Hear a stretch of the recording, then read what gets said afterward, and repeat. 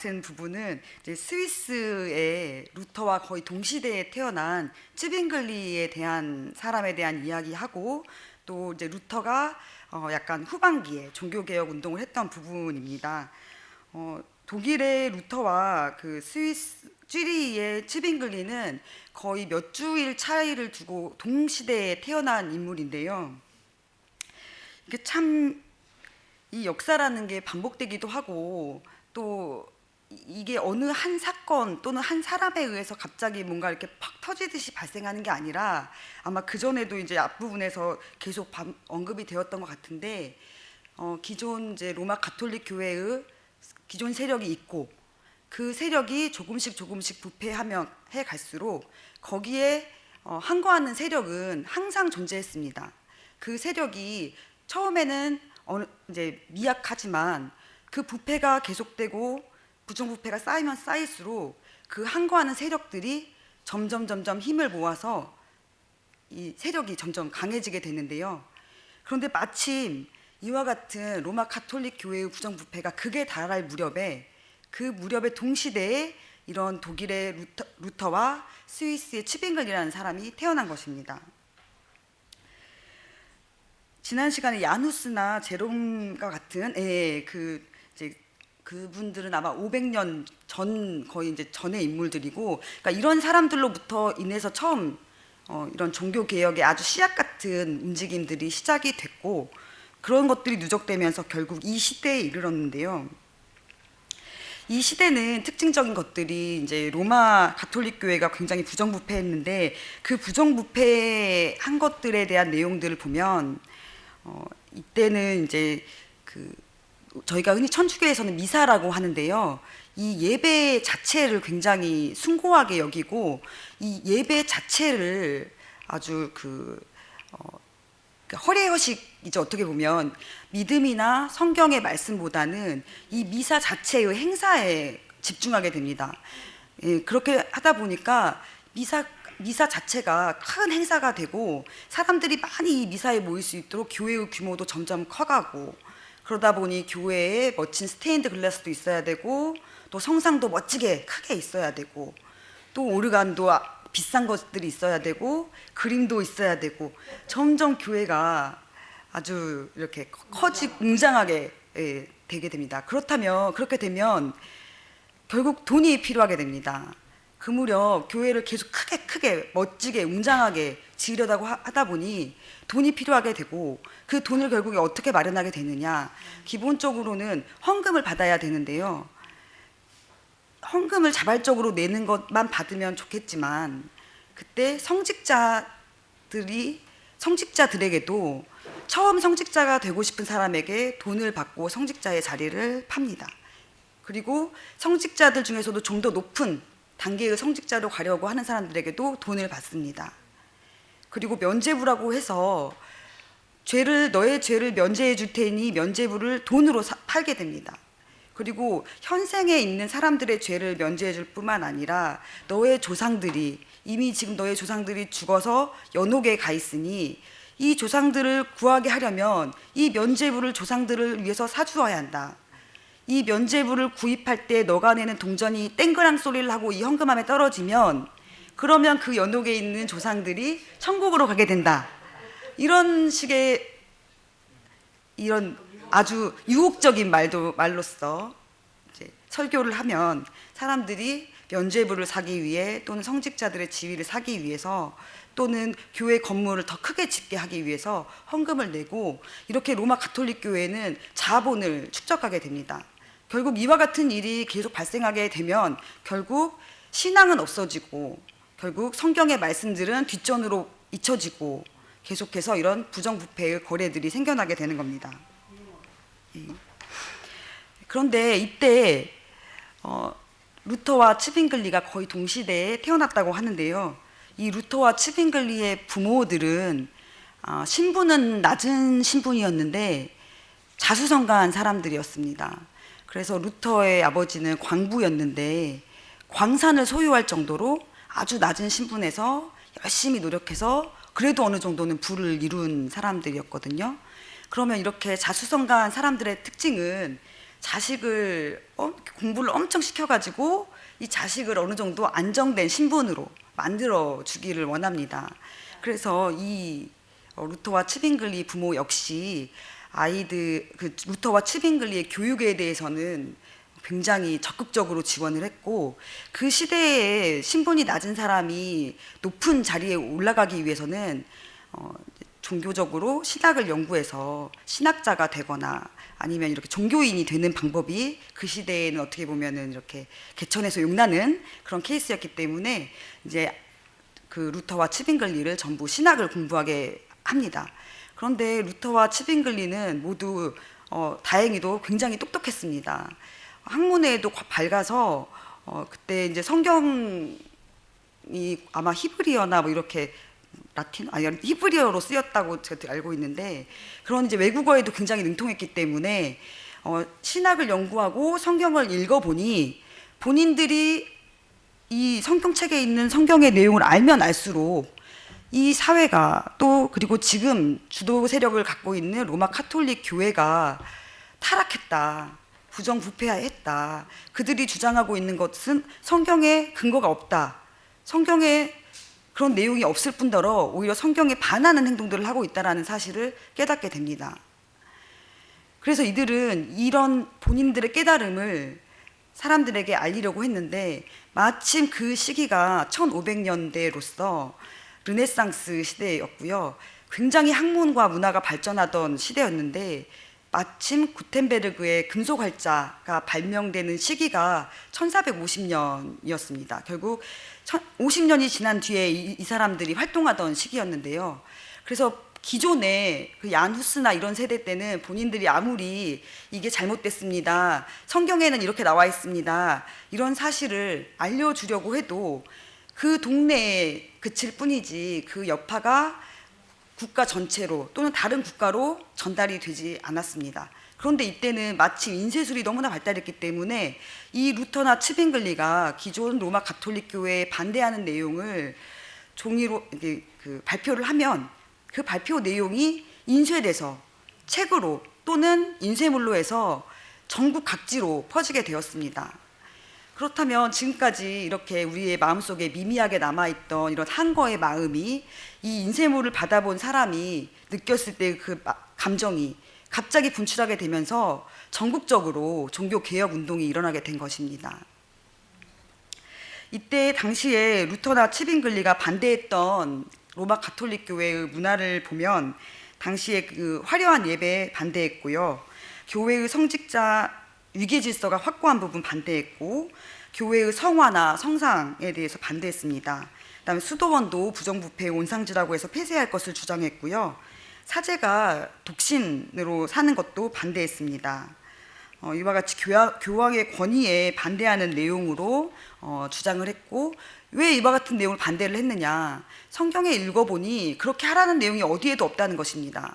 그런데도 불구하고 로마 가톨릭 교회에는 이 평범한 사람들을 구속하기 위해서, 자유를 제한하기 위해서 하지 말라고 했던 것은 너무나 많았고, 그에 반해서 하라고 했던 것들은 오히려 이렇게 면죄부를 팔거나 헌금을 강요하거나 화려한 예배에 참여하라고 하거나 이런 성경에 의무가 없는 일들을 강제했기 때문에 이런 것들을 반대했던 것입니다.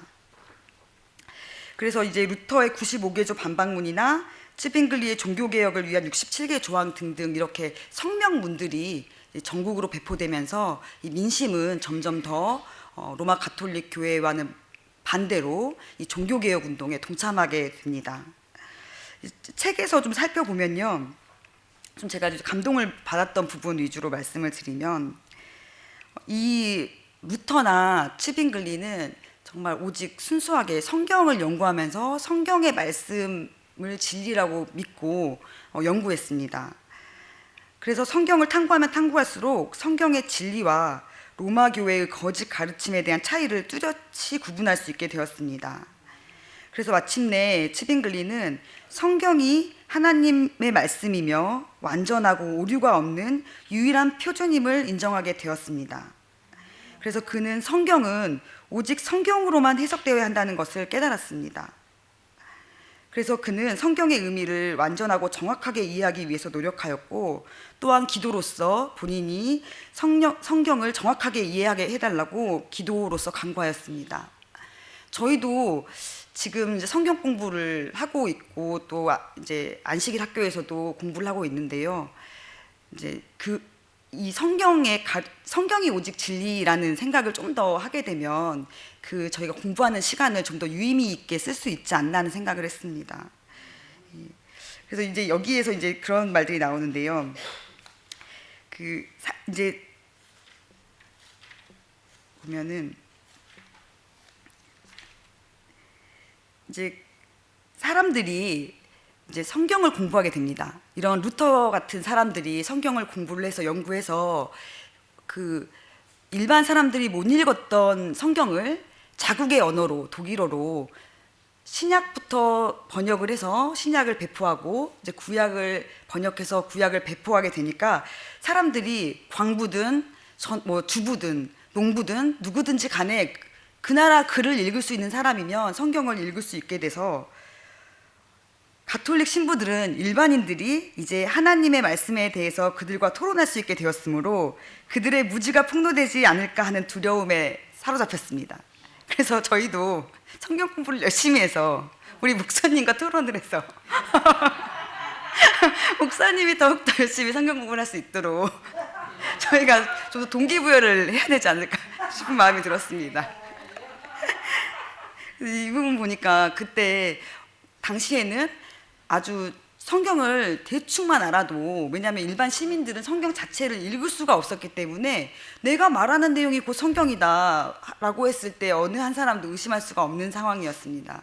그런데 지금은 누구든지 한글을 읽을 수만 있다면 성경을 읽을 수 있고 공부할 수 있게 된 상황에서 우리 또한 정말 열심히 성경을 공부해야겠다는 생각이 들었습니다. 그래서 정말 신기한 것이 독일의 루터와 스위스의 츠빙글리는 거의 동시에 태어났는데 살면서 딱 한 번 만났다고 합니다. 예. 걸어서 일주일 정도 걸리는 지역에서 살았다고 하는데요. 근데 그들은 뭐 만나려면 만날 수는 있었지만 교류가 있었던 건 아닌데, 츠빙글리 생각에 만일 루터가 그리스도를 전파한다면 그는 나와 같은 일을 하고 있는 것이다. 나는 단 한 구절도 루터에게 써보낸 일이 없고 루터 역시 나에게 그러하였다. 우리 두 사람이 한 번도 같이 의논한 일이 없었음에도 불구하고 그리스도의 교리를 그처럼 일치된 견해로 전한다는 것은 이것이 바로 성령의 역사임을 보여준다. 결국은 그 둘 모두 성경에 기초한 가르침을 설파했기 때문에 이 둘이 서로 만나서 의논하지 않아도 그 둘이 가르치는 것은, 전파하는 것은 모두 동일하였다는 것입니다. 이 성경의 기원이 되는 것은 무엇이냐? 결국에는 십자가에 달리신 그리스도의 오직 그분만이 모든 믿는 자들의 죄값을 영원히 지불한 희생 제물이시다라는 것입니다. 값없이 주어진 용서와 값없이 주어진 구원이라는 것입니다. 로마 가톨릭 교회에는 면죄부를 팔면서 구원은 값없이 주어지는 게 아니라 돈으로 주어지는 것이었습니다. 그리고 미사를 통해서 그 순간에 혼연일체가 되는 그런 행동이 있어야만 구원을 받고 용서를 받는 것이었는데요. 성경에 쓰여진 말씀은 그것이 아니었습니다.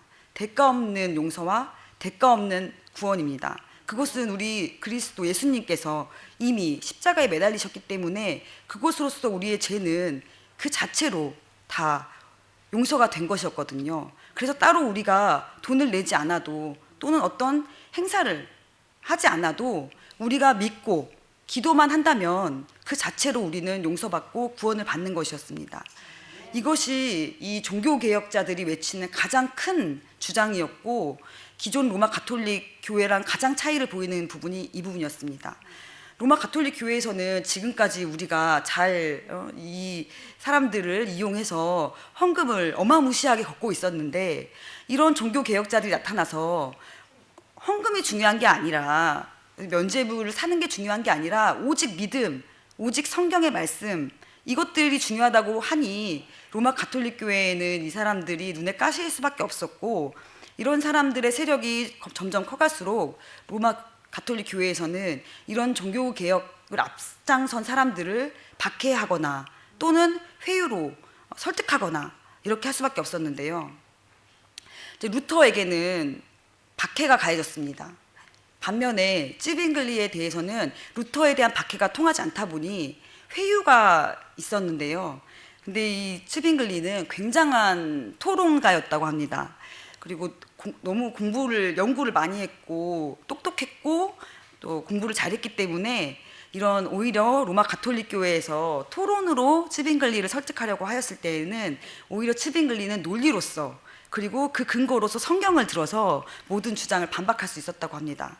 하지만 로마 가톨릭 교회에서는 이런 찌빙글리의 반박에도 불구하고 이들을 용서할 수가 없었습니다. 그 상황에서 이들을 가만히 둔다면 이미 인쇄술의 발달로 인해서 이 세력이 전국으로 또는 국가를 넘어서서 북유럽 쪽으로도 계속 전파가 되고 있었기 때문에 결국에 이 로마 가톨릭 교회에서는 루터나 찌빙글리 모두 파문을 했고 결국에 이 사람들은 찌빙글리는 특히 사지가 네 부분으로 절단이 되어서 화형에 처해졌다고 하고 있습니다. 그만큼 이때의 종교 개혁가들은 본인들의 목숨을 내어놓고 활동하는 사람들이었습니다. 이 사람들은 본인들의 목숨이 위태로운 것을 알면서도 로마 가톨릭 교회에서 회의를 하자고 하면 갔습니다. 그러고 가면서도 본인들이 나는 나를 위해서 당신들이 요청한 회의 장소에 가는 것이 아닙니다. 당신들을 구원하기 위해서, 당신들을 돕기 위해서 내가 가는 것입니다. 라고 가는 길 모든 면면에서 아주 의연하게 담대하게 나아갔습니다. 그런 모습들은 일반 시민들에게 모범이 되었고 시민들도 성경을 읽고 공부하면서 어느 것이 옳고 어느 것이 그른지를 점점 더 알게 되었습니다. 1519년에는 흑사병이 전 유럽을 덮쳤습니다. 그래서 면죄부를 샀던 사람들도 본인이 흑사병을 앓고 가족들이 죽는 것을 보면서 아니 내가 거금을 주고 면죄부를 샀는데 이렇게 내가 불행한 일이 닥칠 줄이야 하면서 기존 로마 가톨릭 교회에 반대하는 사람도 생겼고 또 찌빙글리 역시 설교를 하면서 흑사병에 걸려서 죽을 고비를 넘겼습니다.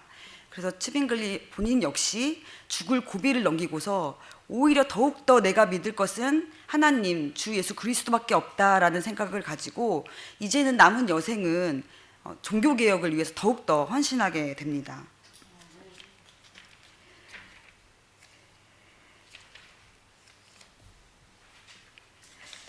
이렇게 루터와 찌빙글리가 뿌린 씨앗은 전국적으로 그러니까 독일과 스위스를 거쳐 이제 다음 시간에는 이제 프랑스의 칼뱅까지도 나오는데요. 프랑스를 넘어서서 이제 북유럽, 스칸디나비아 반도까지 퍼지게 되는 기틀이 됩니다. 그런데 저는 또 이 부분에서 무릎을 쳤는데요. 이렇게 종교 개혁가들이 열심히 활동해서 어느 정도 기틀을 마련해 놓으면 그 중에서 본인들이 동지라고 생각했던 사람들 중에서 급진파가 나타나게 되고 원래의 초심을 잃고 우리가 오직 성경에만 기초로 하겠다는 그런 마음들은 조금씩 변질이 되어서 이런 행동을 더 먼저 하고 성경은 뒷전으로 하는 사람들이 나타나게 됩니다. 이 루터나 찌빙글리는 오히려 마지막 시기에는 로마 가톨릭 교회보다 이렇게 내부적으로 분열을 일으키는 급진파들이 더 적으로 느껴질 만큼 힘들어했는데요. 이런 거짓 선지자들 어떻게 보면 이것 전체가 다 사탄의 계획이라고 생각이 듭니다. 적으로 인해서 우리를 공격할 수 없다면 우리를 분열시켜서 우리 스스로 무너지도록 하는 것, 이것이 우리가 흔히 유곡이 펼쳐지는 모습이기도 하는데요. 이 사업의 동지라고 공언했던 사람들이 오히려 이렇게 내부의 분열을 일으키고 갈등의 원인이 된다는 것을 알았을 때 아마 찌빙글리나 루터의 마음은 많이 무너졌을 것 같습니다. 이런 그 개혁 급진파들의 주창자로서 이제 역사에서 나온 사람들은 토마스 뮌처라는 사람이 나옵니다. 이 사람은 아주 급진적인 사람으로 정말 폭력적인 그런 운동을 했던 사람인데요. 개혁의 정신을 가진 자는 비록 일생 동안 성경을 보지 않을지라도 참된 신앙을 가질 수 있다라고 말하면서 사람들을 선동했습니다. 개혁의 정신을 가진 자는 성경을 보지 않더라도, 성경을 보지 않는데 그 개혁의 정신이 올바를 수 없습니다. 오히려 이런 급진파들은 모든 체제들을 거부하고 소란과 투쟁이 일으키는 근원이 되어서 오히려 로마 가톨릭 교회에서는 이들을 진압하기 위해서 폭력을 동원하게 되고 결국은 폭력을 정당화하게 되는 그런 원인을 제공하였기 때문에 오히려 종교개혁이 조금 더 빨리 쉽게 될 수 있었음에도 불구하고 이런 내부 급진파들 세력 때문에 종교개혁이 조금 더 오래 걸리게 되었고, 그리고 안타깝게도 루터와 츠빙글리는 결국 일생에 한 번 만났다고 했는데요. 그 일생에 한 번 만났을 때 대통합을 이루었으면 좋았겠지만 아주 사소한 부분 하나에 대해서 의견이 일치하지 않아서 결국 이들은 하나로 합쳐지지 못하게 됩니다. 제가 이제 성만찬에 대한 해석을 조금 달리했다라고 하더라고요. 이제 루터는 조금 더 온건한 입장에서 기존의 로마 가톨릭 교회의 성만찬회를 이렇게 저도 경험해보지 않아서 모르지만 미사 때 이렇게 하얀 이렇게 빵인가요? 그걸 이렇게 넣어주잖아요. 그걸 어떻게 보면 츠빙글리는 그 행위 자체가 굉장히 성경의 기본 그 근원을 두고 있지 않기 때문에 이유 없는 것이다. 이런 행동이 무의미하다. 오히려 이런 행동들은 미신적인 신앙의 형태이다라고 주장을 한 반면에 루터는 조금은 온건하게 어떻게 보면 이것들은 상징적인 행위이기 때문에 이 정도는 인정을 해주자. 이런 아주 사소한 차이 하나로 둘은 대통합이 이루어지진 않았고요. 결국 그 둘은 각자 헤어지면서 각자 나름의 길을 가고 우리가 다만 통합되는 부분은 성경의 기본을 하는 것이다 라는 부분만 통합된 채로 헤어졌다고 합니다. 그 결과 저희가 이 개신교라고 하는 이제 프로테스탄트라고 하는 종교 개혁을 통해서 만들어진 우리 종교가 이렇게 하나의 종교로 번영하지 못하고 이런 로마 가톨릭교 천주교와는 달리 여러 종파로 나눠지게 됩니다. 독일에서는 루터파, 그다음에 이제 스위스나 이런 데서는 장로교, 그다음에 영국에서는 영국에서 또 성공회 이런 식으로 해서 각 나라마다 조금씩은 다른 형태로 종교 개혁이 일어나고 번성하게 되면서 어떻게 보면 이런 토마스 민처 같은 내부 분열자들에 의해서 조금은 힘든 길을 걸어가지 않았나 하는 생각이 들었습니다.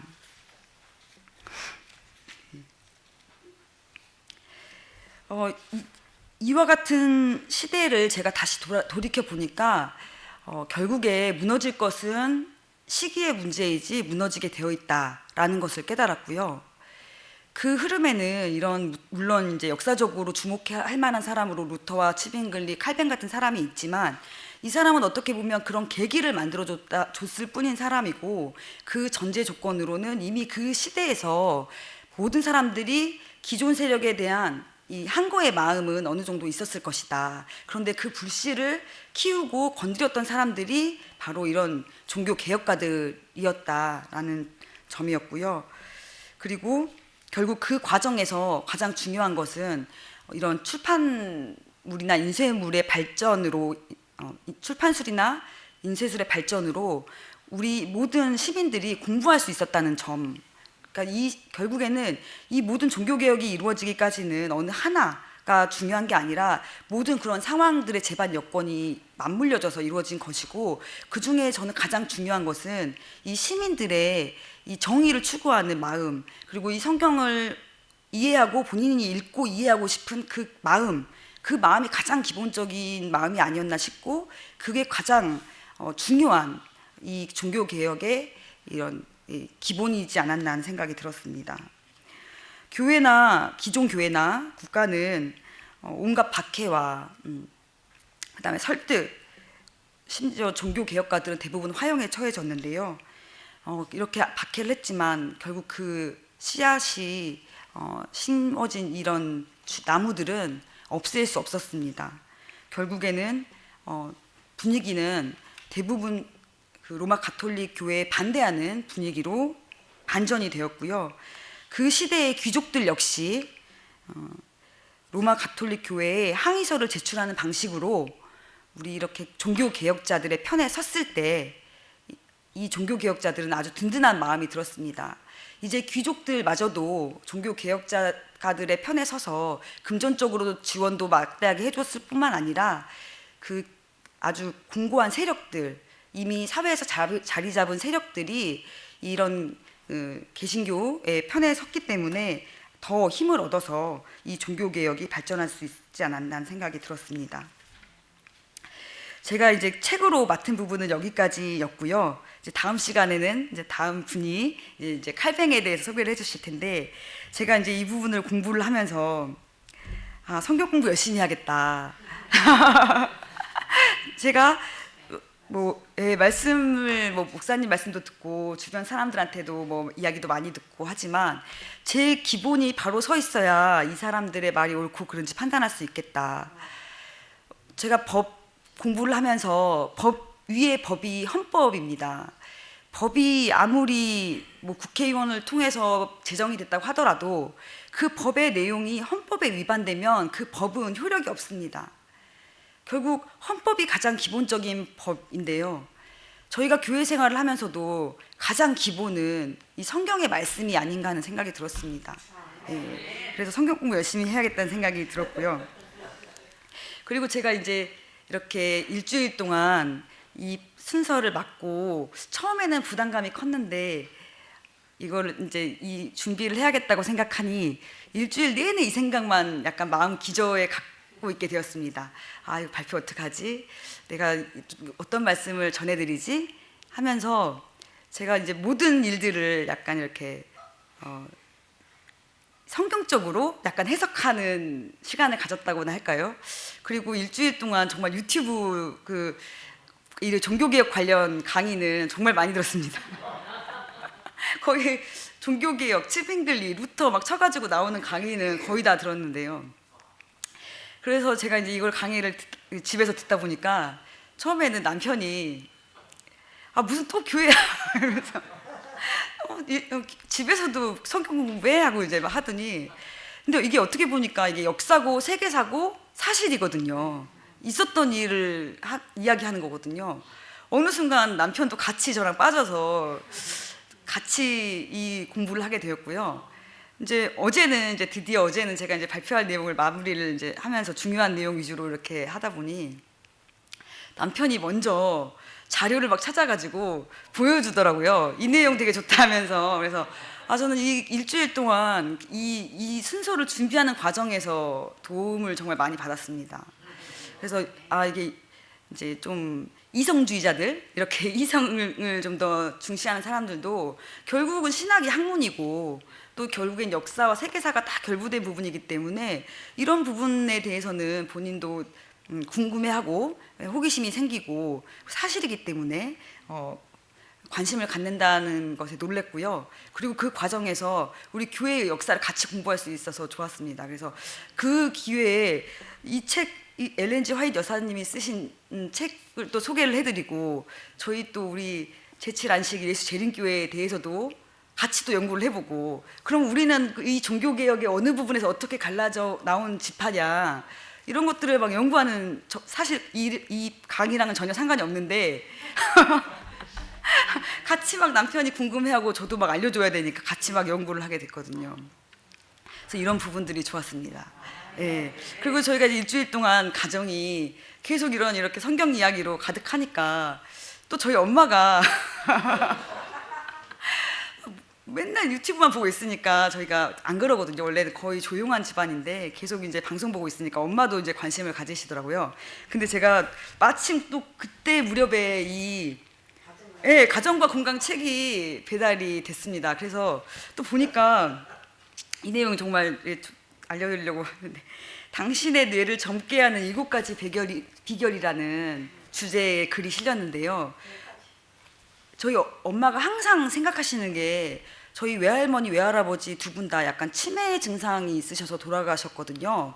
그 전에 고생을 많이 하셨어요. 그래서 엄마가 항상 본인은 치매 걸리면 안 된다, 항상 생각하시고 어떻게 하면 치매 안 걸릴까 연구를 하시고 하루 종일 막 낱말풀이 하시고 막 이렇게 하시는데, 여기 보니까 뇌를 젊게 하는 7가지 비결에 외우기 운동, 새로운 것 배우기, 사교적인 삶과 신앙적인 삶, 이게 있는 겁니다. 그래서 제가 바로 이걸 엄마한테 이제 보여드리면서 엄마 교회 가야지 치매 안 걸리겠다. 엄마 교회 가면 성경 외워야 되고 성경 공부해야 되고 새로운 거 계속 배워야 되고, 교회 성도님들, 우리 성도님들 진짜 좋으신 분들인데 사교적인 삶 살 수 있어요 엄마. 그리고 그 토요 안식일 예배 드릴 때 유나랑 저랑 엄마랑 언제 이렇게 일주일에 2시간 이상을 같이 한 장소에서 있겠습니까? 제가 이런 장점들을 막 열거하면서 엄마한테 이제 설득을 했는데요. 기존에 엄마 같으면 얘기도 꺼내지 말라고 이렇게 하셨는데, 엄마가 생각해 볼게 이러는 겁니다.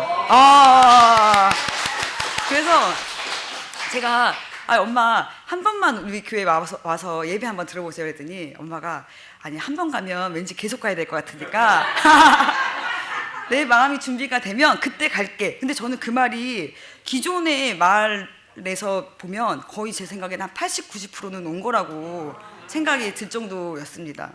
그래서 이 순서를 쓰게 된 것 관련해서 이렇게 저에게 개인적인 좋은 일도 있었고요. 제가 너무 지금 시간을 좀 많이 썼는데, 제가 이제 또 이 책을 읽으면서 이제 느꼈던 것이 있는데, 저에게는 저 의뢰인 중에서 파킨슨병을 앓고 계신 분이 2분 계세요. 한 분은 이제 휠체어 타고 다니시면서 뒤에 본인이 밀 수 없으니까 이렇게 뒤에 항상 간병해 주시는 분이 밀어주셔야 되는데, 근데 걸음은 못 걸으셔도 말도 어눌하지만 상체는 바르세요. 그러니까는 누가 끌어줘야 되긴 하지만 그래도 어느 정도 앉아있을 때는 정상인처럼 보이긴 합니다. 그래도 말도 되게 어눌하시지만. 그런데 또 한 분은 아주 느린 속도로 걸으세요. 거의 한 발 떼는 데까지 걸리는 시간이 진짜 정말 숨이 꼴딱 넘어갈 정도로 걸리시는데, 근데 휠체어 없이 걷긴 걸으세요. 그런데 이분은 목이 안 들리세요. 그러니까 사람을 못 봐요. 그리고 침을 못 삼키세요. 그래서 항상 이렇게 침을 흘리고 계시거든요. 그래서 제가 이 2분을 볼 때마다 힘드시겠다 마음은 갔는데, 제가 이 책을 딱 보는데 첫 그 편집국장님께서 이제 서문을 쓰시는데,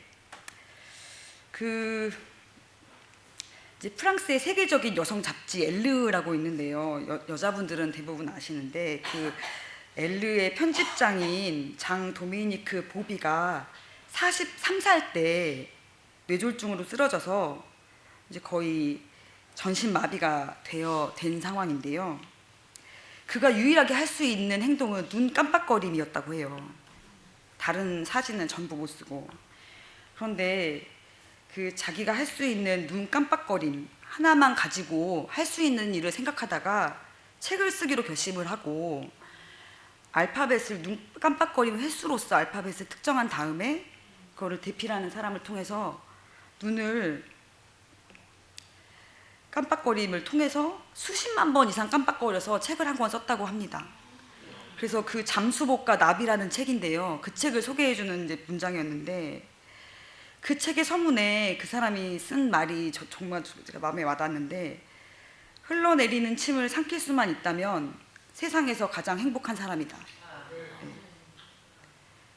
제가 이렇게 평소에는 하나님의 은혜나 감사함을 잘 모르고 살다가 이렇게 제 건강이 좋지 않으신 의뢰인들을 볼 때도 사실은 잘 못 느꼈습니다. 이분 안타깝다, 도와드릴 수 있는 만큼 도와드려야지만 생각을 했는데, 흘러내리는 침을 삼킬 수만 있다면 세상에서 가장 행복한 사람이다 라는 말을 듣는데, 정말 제가 얼마나 은혜받고 있는지, 이 순간 제가 이렇게 건강하게 살아가는 것만으로도 얼마나 이게 하나님의 은총이고 감사해야 되는 일인지, 이거를 잊지 말아야겠다라는 생각이 들었고, 이 말이 제 일주일을 거의 지탱해 준 말이어서 성도님께 소개를 해드리려고 시간이 조금 오버됐는데 말씀을 드렸습니다. 꼭 이거 한번 읽어보세요. 네, 이상 마치겠습니다. 감사합니다.